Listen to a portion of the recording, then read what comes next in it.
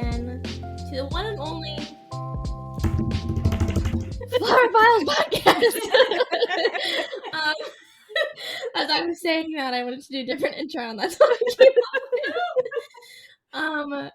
Today, we are going to talk about the infamous candles, and we're just kind of going to take our time, and we're going to actually link it back to a once was thought of blog post to a article catalog guide on candles, because I'm sure you can find it somewhere somehow online, but we're going to give it to you, but you have to find it on the website.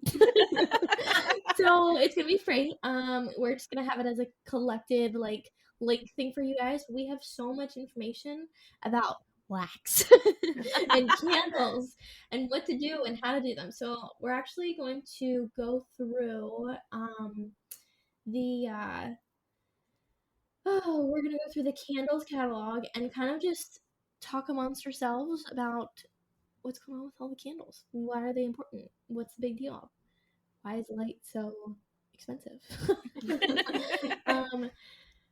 So yeah, the first one is just the intro. What's it about? What's the big deal? But the biggest point I think that we always talk to customers about, and what you guys sometimes don't think of, is what are the venue's rules? Like Hazelwood in Pennsylvania, they do not allow any type of unopened flame. Maybe uncovered? There you go. Uncovered flame candle, which is understandable because they're a barn and things catch on fire. Outside is a little bit different, clearly, unless you have crazy amounts of wind. But Mom, because you talk to venue people and customers, what do you run into? There's a lot of logistics behind it. You know, each venue has their own process. Each venue has their own rule. Mm-hmm. Some of them allow taper candles. Some of them allow votive candles. Some of them allow a combination. Most of the time, they do have to be enclosed in some form of chimney or glass. Which is more expensive. It is, because there's a lot more logistics to it. You know, you have the actual glass, you have the little stand thing that you stick it in. The holders, the votive holders. Yes. You actually have the taper itself. Yeah, the tapers. And people ask, like, oh gosh, why are they so expensive? Because when the night is over and everything is done, we gotta scrub all that wax and that burn and all of that stuff out of there. With our microfiber towels that we wash the best, and clean for sure. For sure. Yeah, and I feel like they candles give off a vibe. 100%. And each specific candle gives off a vibe. 100%. But yeah, with venues, you've got to check with your people. You have to check, especially if you're inside. Tapers, the next best thing for candles. I feel like that's a good. When I think of tapers, I think of Harry Potter. I think of Bridgerton. I think of the fancy tapered candles that people can peel and twirl them, and they're colorful and pretty and yeah. Color broken. No, the best taper candle ever is Lumiere. Yeah, true. Yeah, from Beauty and the Beast. But there's so many different things that you can do with tapers. Well, the holders, for one, are infinite in itself. You've got gold, silver, your typical colonial vintage shiny stuff that actually gets dirty very fast. You have pewter, you have wood, you have. I feel like little the short holder itself glass sets the tone. Oh yeah, you can totally. Have the short ones. You can have the long candle. What are the one? Is it a candelabra? Where it has multiples on there? Yeah, candelabra. Yeah. Okay, that's what Lumiere is. Okay, see, but we haven't worked with them yet. I have wanted to work with them because they're we haven't worked with Lumiere. How do we do that? Yeah, but they're expensive. That's an expensive piece unless you find it in Goodwill, and it's more than likely going to be dirty, and you might have to spray paint it again, or just spray paint over it. Or Brasso. Yeah, you can clean some of that stuff off they get pretty tricky to find. And if they're rented, you might as well buy it at that point. Yeah. Like, it's part of it. And there's scented taper candles. And those are some of the strongest candles I think I've ever smelled in my life.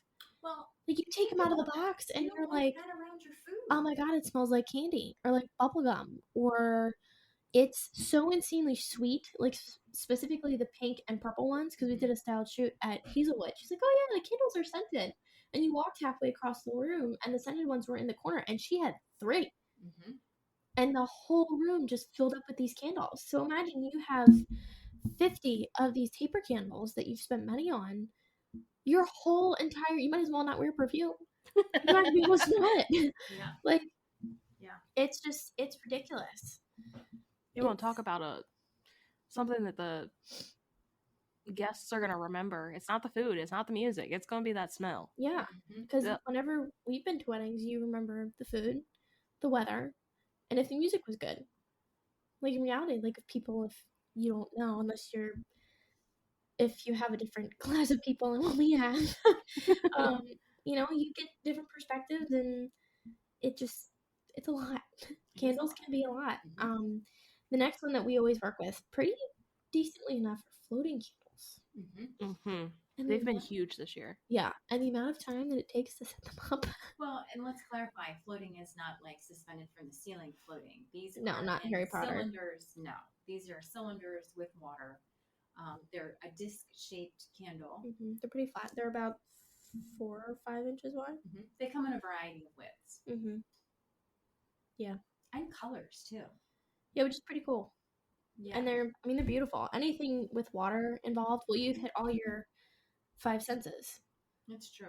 Like, you hit your sight, or the senses, or your elements. Sorry, you got your florals with the earth. You've got your candles with the fire. You've got your water. Yeah, water with that. You've got movement in it, because sometimes you have bubbles in it from filling them up in the sink.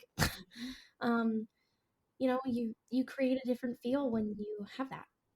So we did a wedding where the bride wanted things suspended in the water and trying to make sure you and I actually set that up. They were not floating or pushing things out or any of that kind of stuff. And at 3 separate sizes. Yes. So I was like, let's cut the rusticus, and you have 3 different sizes to fit into 3 different sized candles, because the stem can't be long enough to push up the candle to make it tip over to make the flame go out. And you could never use something that is going to change the color of the water. Imagine using celosia. Oh yeah, that immediately changes the color of the water. So you have to be pink. really, really careful with whatever you submerge, that it's also not going to get gross. Yeah, it's a lot. They come for the cart that day. Yeah. So the next question: can you combine the types of candles? 100%, yes. 100%. We often please do. Yeah. It adds a different textural element. It adds a different elegance. You can have, pillars. You can have tapers. You can have votives. You can have floaters. Candelabras. All of the things, and it tells a story.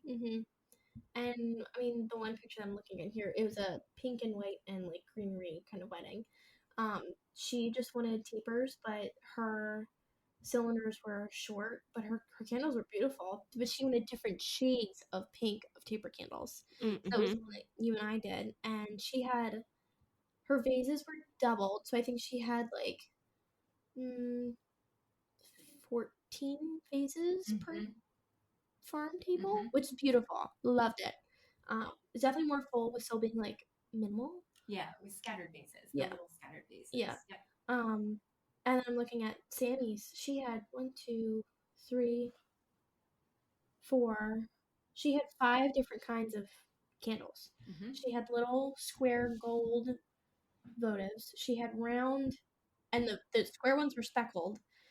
Her round gold votives were just flat gold, like glass. She had little teeny, like fishbowl floaters, they're so adorable. And then she had a couple floaters down the center, and then she had like a larger size of a different design with speckles on them. So she had she had 5 different kinds of candles on there. Mhm. Like it was pretty It cool. was very romantic. Yeah, it was So really cool, romantic. and especially in a big place. Like sometimes you don't realize how much one little flame can give off so much light. Oh yeah, And Like it's warm light. yeah, So warm. yeah, it's welcoming. it's more natural. Not that and battery powered candles. Mhm. Warsaw doesn't allow for real flames. Well, their barn is very, very old. It's Yeah. historic. Mm-hmm. I mean, that's going to be horrifying. Mm-hmm. So that way you still have that look. And there are a lot of different battery operated that actually last and look good and flicker. I mean, there's a lot of different things you can use that actually. The science of battery powered candles has come a long way. Mm-hmm. Yeah. Mm-hmm. Yeah. Even some like the little votive guys, like they have to be battery powered. Yeah. And then we hear the bride, she's like, yeah, I put all the batteries in all the candles. And I was like, oh my god, that's a lot of batteries. Like those little teeny tiny silver Yeah. like key batteries you gotta put in there. No thanks. I'll find it. They're called button batteries. Love it. So the next thing, burn time. Burn time is influenced by the quality of the candle. Yeah.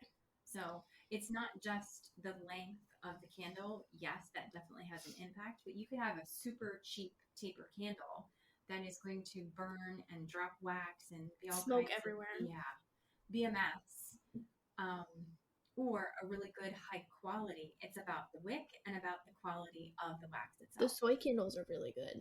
And they're really, really clean. Mm-hmm. Really clean.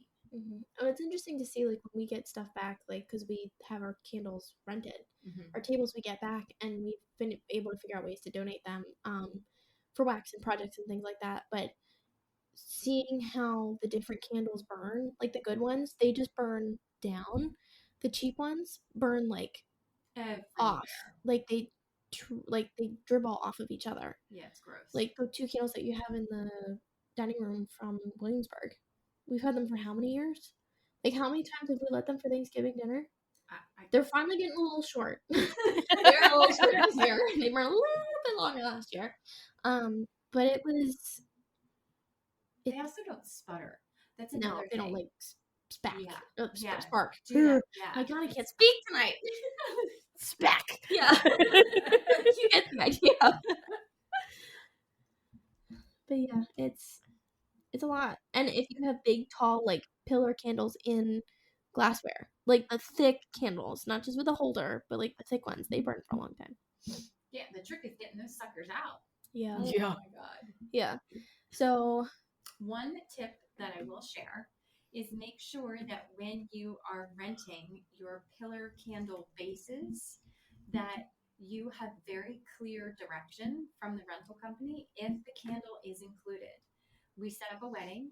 We had everything all set up. They asked us to help with the candles. Not a problem, because sometimes realistically, it's a pain in the ass getting the plastic off the candles if they're shipped with that plastic on them. mm-hmm. So it takes a lot of time. But she had all of her pillar bottoms. None of the candles were there. Not a single candle, because it wasn't included as part of the rental. So we quick, thank God we were close by that day. We quick raced home and had a whole bunch of things that they were close to pillars. Yeah. But we were able to make it work for her. She didn't notice until we told her. Like wildly native coming in clutch. Mm-hmm. Ooh, that was yikes. Mm-hmm. But again, that wasn't even like part of our contract. That was something that they had rented and brought in, and they were running a little behind, and they were like, "Oh my gosh, can you help?" And we were like, "Yeah, sure, we don't mind." And I was like, "Just hand us the candles." And I'm like, "What?" I was like, "Well, these are the bases. Where's the tops?" So that's one of those little tiny detail things that when you're like, "Do I need a planner?" Yes. Yeah. A planner would have caught that. Yeah, definitely. So the next, or I guess the last thing on the oh Lord, on the catalog specifically, is how do we reuse them? We honestly just take them to art classes. I don't know if you guys have heard of it, but there's a certain kind of art project that's called batiking. It's hot wax and it's colored, and you have paintbrushes and you've got to work quickly because the wax dries. It's like a whole thing. I remember I did in high school with my art teacher, but we've found ways to reuse them. Yeah. Because, I mean, if you think about thousands of weddings and thousands of candles Those that poor are bees. just, oh my gosh, that are just thrown away. Mhm. I am the environmental person. I totally get that. But it really bothered me the one day I was looking because we had them in a bin. I was like, what are we going to do with this? So I tried to find a place to recycle them. We are in a rural area, so it wasn't super easy. And then the cost of shipping them, they're heavy. Mhm. And I was like, this just doesn't make sense from a financial standpoint. So we started to really look, and then I started to really dig into if we did want to recycle them, we collect them for a year and we take a field trip somewhere and maybe we deliver them. But then we had to sort them by the different kinds where the wax included, like, what kind of wax was it? So it got to be this cumbersome thing. And I was like, this is dumb. We're trying to do a good thing and it's a messy thing. So I actually commented on it, and our local high school art teacher was the one who was like, oh my God, we never have enough wax. And I was like, girl, we got you. So there's a lot of different ways that you could still use them and help others with them. Does that make sense? Mhm. Yeah. Yeah. Wax is expensive and people need it. And if you're going to have candles at your wedding, donate it to art schools because they need it. Mhm. Well, and some people were like, I mean, you can come up with lists of things that you can do with extra wax. And somebody was like, oh, you can make your own wax seals and all of that. I was like, I do not need another project. No. I was like, please do not give us another project to do. So, yeah, there's a lot of logistics behind candles. Mhm. A lot of logistics behind them. Yeah. So many options, so many things to think about. Do places allow them? Do you want them scented? What color do you want? Not only what color candle do you want, what color holder do you want? Mm-hmm. Yeah. There's a lot of little pieces to it, and I'm sure Pinterest can be overwhelming sometimes. Mm-hmm. Oh, and by the way, who's lighting them? Sometimes it's the planner. Most of the time, I think it's the planner. Or us. Yeah, and that's if we really like you. One of the things that's one of the things that we have found too, that we always make sure when we drop the candles in, all of the wicks are standing up. Yes. Because I can't imagine, think about the logistics of the table. You're leaning over people who are eating or something like that. No, we want it to be as efficient as possible. Mhm. Absolutely. Yeah, for sure. All right. So, Well, but if you want to know more, you can hop over to the website and sign up for our free candle guide for all the behind the scenes info to make your event absolutely magical. this has been a very quick recap of candle use, candle guidelines, candle options, and I'm sure that you're wanting to hear and know more. So please go ahead and do that. It will give you all the information that you need. Mm-hmm. You can catch us at Wildly Native Flower Farm or the Flower Files on Instagram and Facebook. You can stream our podcast on Apple Podcasts or Spotify, wherever it is that you find your podcasts. And you can find us on www.wildlynativedflowerfarm.com. We will catch you next week. Yeah. Thank you guys. Enjoy your candles. This episode was lit. Pretty much. Bye.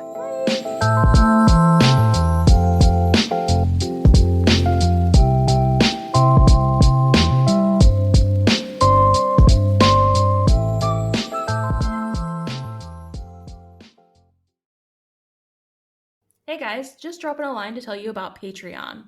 So I asked them, meaning Mom and Amber, what is Patreon anyway? Because I honestly had no idea. So we're going to explain it to you from our perspective so that you understand and so that I understand. Because the first time I saw it, I was like, Patron? We're drinking tequila? Great. So Patreon is for less than a cup of coffee, those fancy coffees that y'all like, a day, you can sign up to become one of our members. A little family. Exactly. And what does that get us?